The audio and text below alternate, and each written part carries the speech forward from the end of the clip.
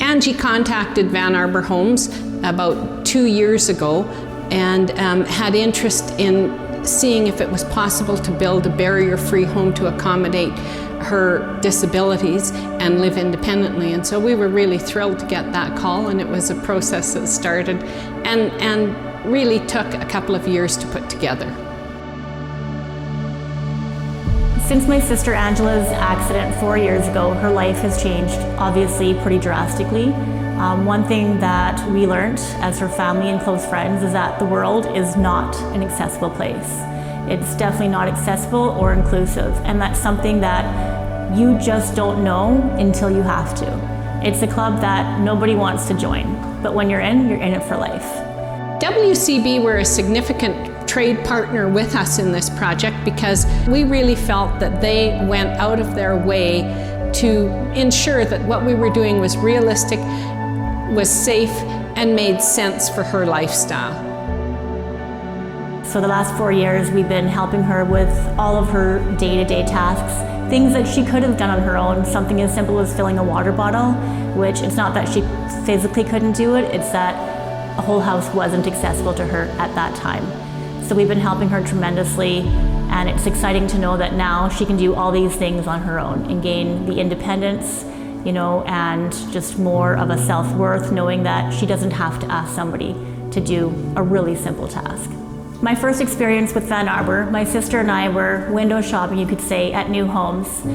Val had never met my sister at this point, and basically last minute we asked if we could come view a home that they were building, and they welcomed us in with open arms.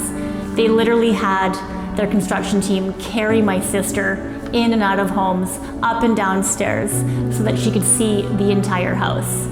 They were nothing short of amazing. Just everything has been above and over the top and then some.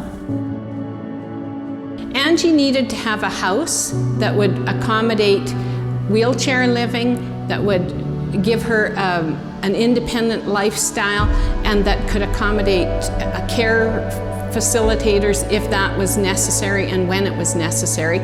And she needed a home builder that was prepared to invest the time in learning about that, but just work and walk alongside with her in it.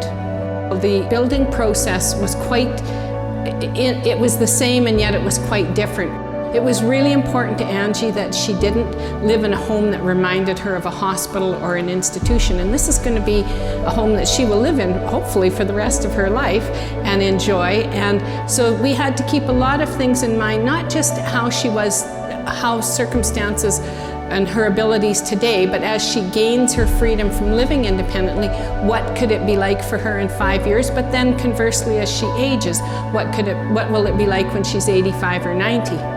One of Angie's dreams was to be able to have a bath and to be able to do her own personal care and hygiene on her own with a minimum of help. Because if her goal is to live independently, then she needs to be able to do those things safely and conveniently. The most helpful thing was to have a lift where she would put herself into a sling in her bedroom, in her bed, and then it would remotely take her and put her in her bathtub.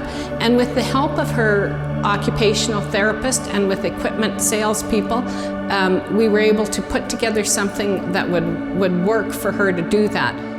Knowing that this track goes all the length of her bedroom and her washroom, she'll be able to do all her own personal care, gain her freedom that she hasn't had for 4 years, where she doesn't have to have another person in her home to get up for the day. For the last few years, my sister has missed out when there's a family gathering and, you know, part of the family members go to a place that she can't access, or, you know, having a place of her own but not being able to see what's downstairs.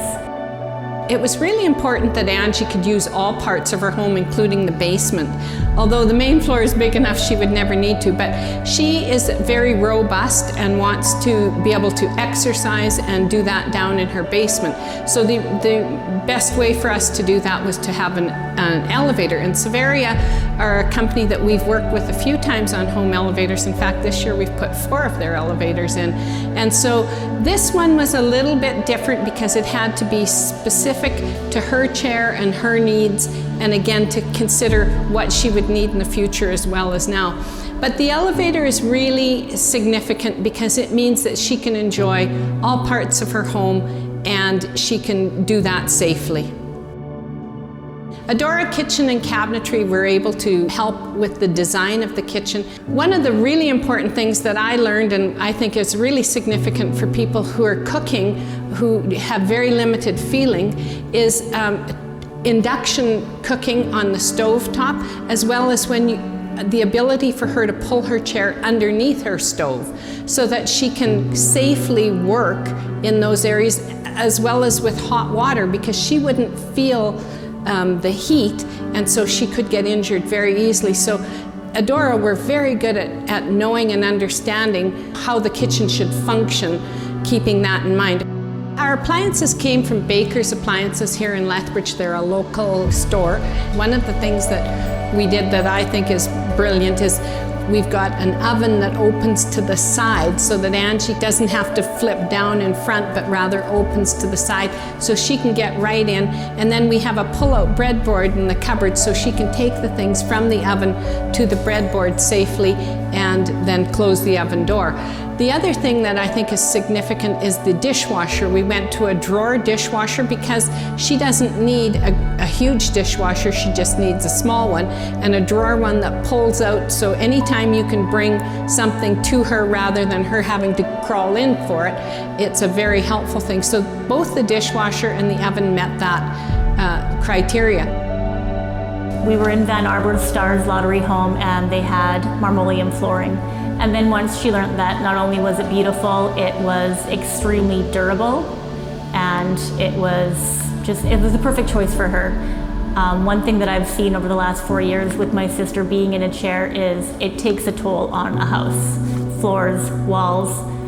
So to have something that's durable, that she can freely move around in, is just the best case scenario. Our flooring came from McNamara's Flooring Studio here in Lethbridge. I think the most significant thing about the flooring, and the thing that we appreciated about McNamara's the most, was the work that they put in and how intentional they were to make sure that the flooring had no transitions, so that she could easily go from one flooring area to the next. So for example, she could go from the garage into the house, and that those thresholds were done very, very accurately and very well. For Van Arbor, for my husband and myself and my staff,